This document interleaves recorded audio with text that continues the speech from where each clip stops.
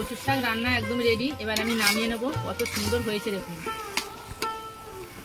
কচুর শাক থাকতে থাকতে আপনারা ইলিশ মাছের মাথা দিয়ে এইভাবে বানিয়ে খাবেন, দুর্দান্ত টেস্টি হয়।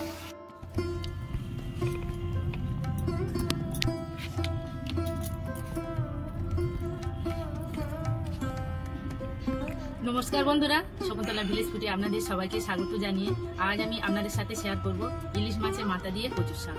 এখন তো কচুর শাক বর্ষাকাল অ্যাভেলেবেল, আপনারা একবার হলেও ইলিশ মাছের মাথা দিয়ে কচুর শাক বানিয়ে খেয়ে দেখুন, খুব টেস্টি লাগে। যে সকল বন্ধুরা এখনো পর্যন্ত আমার চ্যানেলটাকে সাবস্ক্রাইব করেনি, সাবস্ক্রাইব করবেন, লাইক কমেন্ট শেয়ার করে পাশে থাকবেন। চলুন বন্ধুরা, শুরু করা যাক।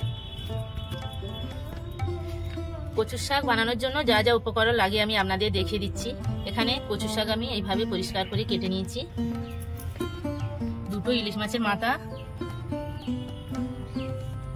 ফোড়নে লাগছে কালো জিরে, হলুদ গুঁড়ো, লঙ্কার গুঁড়ো, চিনি, চেরা কাঁচা লঙ্কা, তেল আর লবণ।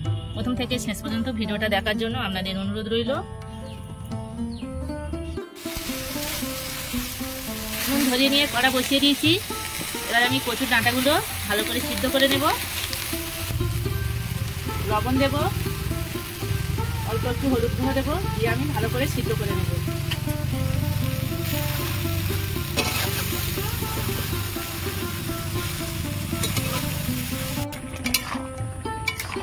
কচুর ডাঁটাগুলো আমি লবণ আর হলুদ দিয়ে সিদ্ধ করে নিয়েছি, সিদ্ধ হয়ে গেছে। এবার আমি ঢেলে নেব।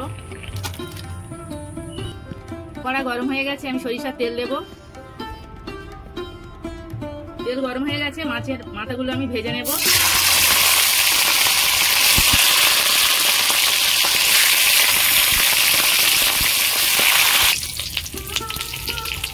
মাছের মাথাগুলো আমি ভালো করে ভেজে নিয়েছি। মাছটা একটু ফাঁকা করে নেব। কালো জিরে দেব, দুটো শুকনো লঙ্কা নিয়েছি, ছিঁড়ে দিয়ে দিলাম। 4টে চেরা কাঁচা লঙ্কা দেব।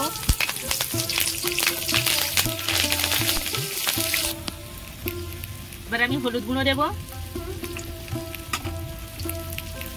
অল্প একটু ঝাল লঙ্কার গুঁড়ো দেব।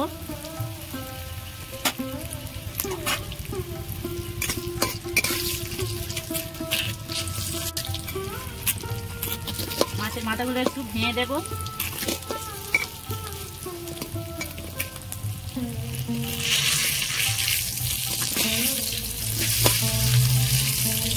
লবণ আর হলুদ দিয়ে আমি মাছের মাথা মিশাই নিয়ে আমি এইভাবে ভেজে নিলাম। সেই ঘাঁটা ঘাঁটা করে নেব, সেই জন্য। এবার আমি অল্প একটু লবণ দেবো, যেহেতু আমি লবণ দিয়ে সিদ্ধ করেছিলাম। এবার আমি কচু শাকগুলো দিয়ে দেব। এবার আমি এইভাবে ভালো করে নাড়াচাড়া করে কচুর ডাঁটার রসটা মেরে নেব।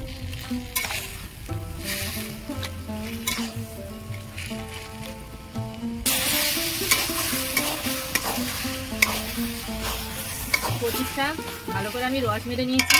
এবার আমি চিনি দেব, মিষ্টি দিলে টেস্টটা খুব ভালো হবে।